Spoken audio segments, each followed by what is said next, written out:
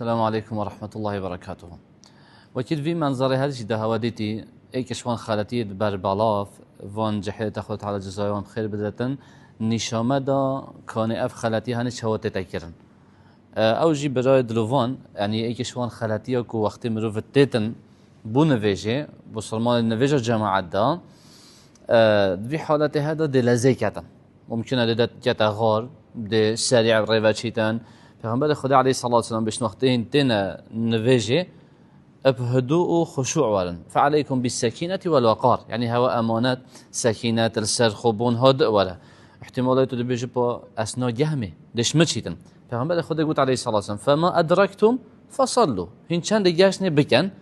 وما فاتكم أوش هواجي شوي فأتموا وخا باش بشينجي تمام كه أجريتك يمنا بيتم بإذن الله أن يتتنفذ الجماعات بيتو چند جاشي هند أما مروف لزي بكت احتمال هاي مروف دي واسطية دي بين مروف الطاني بيتن هزر مروف جرينا من تسر نويجه لو ماجيه باشنا مروف لازم بكتن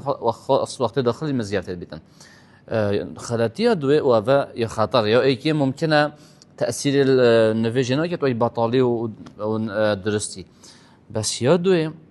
وقت تبشي الركوعي چون الركوعي اكسر بي تكبير احرامه أفاد خازت عند نویجتا بطال ببید بطال چون کی پیغمبر خدا علیه الصلاة والسلام یبما دیار کردی تکبیر ایکی الله اکبر اوله رکنه يعني اگر تقول الله اکبر شنیت شو ناف نویجدا پشت حقه بشار رکوعی اگر تنقول الله اکبر توش تهنا شو ناف نویجدا بشار رکوعی چکی تناش بشار رکوعی چون کی تو داخلی نویج نبی لو ما جي اف خلاتيه هنا وبربلا وجي مدفيا في منظر هذا نشا خلتك بدين كاتشات يمنا في خلاتيه دا اول جار تو بيجي الله اكبر دشي ناف نويجي ده و تكبيره اوليه جاره دوي بيجي الله اكبر ودشني شي ركوعي بدل خب اجر بنبه بدل ربن شو مشكله لنا او ركعات فوش باش نجيب كفه يعني لازل هندنا الا تبجهي تشانت جهشتيهن